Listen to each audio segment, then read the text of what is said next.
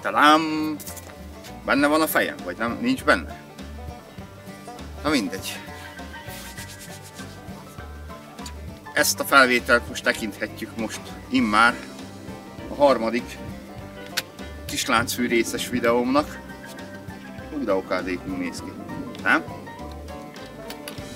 Mert ugyanis már 2 csináltam róla, azokban el is mondtam mindent. Most viszont nem fogok elmondani róla túlzottan sok mindent, sőt inkább semmit nem szeretnék róla mondani, mert most éles bevetésen lesz, és hát vágok vele tűzre valót ebbe a gyönyörű szép kis kosárkába, amit ti nem fogtok látni, csak majd utólag, mikor már végeztem a darabolással, kuglizással, mert tudom nagyon jó, hogy annak semmi értelme nincs, hogy zúgatom a láncfűrészt videó alatt, és azt így a túloldalon visszanézve nem annyira jó dolog, mert tiszta unalmas az egész egyébként. Csak azt hallgatni, hogy folyamatosan búg a fűrész, az nem túl élvezetes. És épp ezért fogom azt csinálni most, hogy szépen megállítom a felvételt, és mikor összevágtam, akkor újra el fogom majd indítani.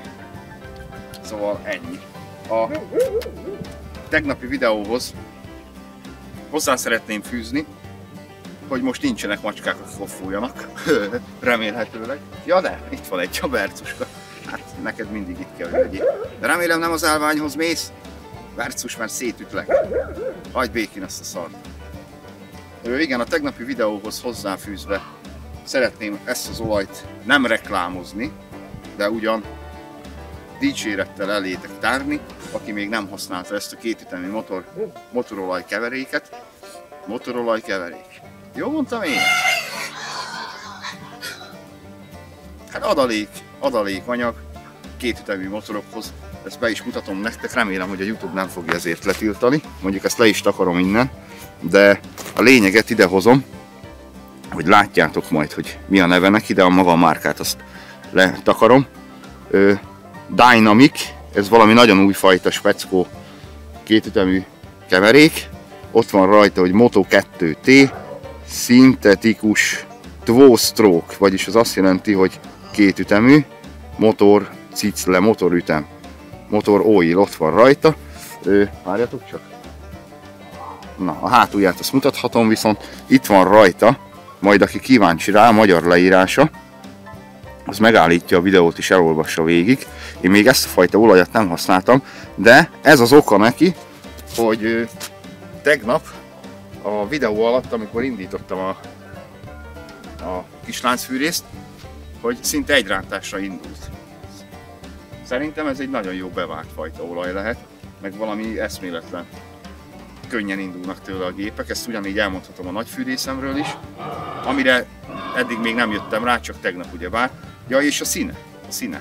Ugye eddig én úgy tudtam, hogy a szintetikus keverékolajok azok általában zöld színűek voltak, mivel hogy bio, ezáltal zöldnek kéne, hogy legyen, de ez majdnem olyan a színe neki, nem tudom mennyire látszik a kamerába, vagy nem is látszik, a tököm tudja. Lila, erősen lila színe van itt, ahogy öntöm. Szerintem látszik is benne, hogy ez lila.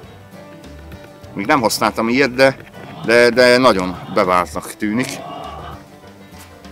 Na mindegy, ezt titkot csak azért fedtem fel, a tegnapi videóhoz hozzáfűzve, hogy ezért indult olyan marha könnyen a kis láncfűrész. Egyébként meg a sima kétütemű keverékekkel, ne opfolj már bele, pazd meg! Kétütemű keverékekkel azokkal azért rángatnom kellett egy ideig, főleg ezt a kis szart, mire elindult. Ja igen, kölcsön kértem Rózságtól a sapkát. És a apkát, a kalapját. Amiben kibaszottul fázik a fülem, ráadásul. Na mindegy, szerintem a lényeget most egyelőre elmondtam. Találkozunk majd a következő részben, vagyis ugyanebben a videóban, csak a folytatásában. Benne van ebben minden?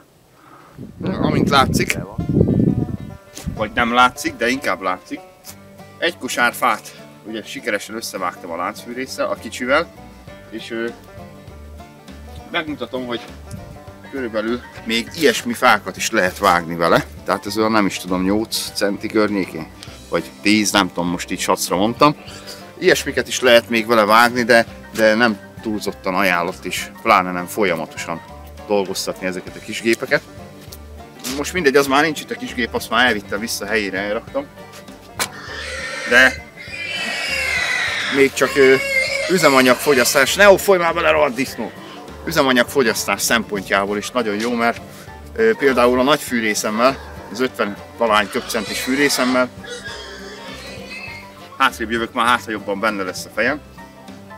Ugyanígy egy kusár fát körülbelül fél liter üzemanyaggal lehet összevágni, mert ugye az jóval nagyobb fogyasztású, de viszont a kis géppel meg teleöntöttem neki a tankját is, mivel hogy 2 decis tankja van neki, így fele fogyott el, tehát 1 deci üzemanyaggal ugyanazt a mennyiséget összevágom, és ráadásul én úgy vettem észre, hogy sokkal hamarabb is sikerült ezt végbevinni, úgyhogy mindenképpen jó dolgok ezek a kis fűrészek, csak hát ugye módjával és finoman kell őket használni, hogy azért nem menjenek tönkre olyan hamar.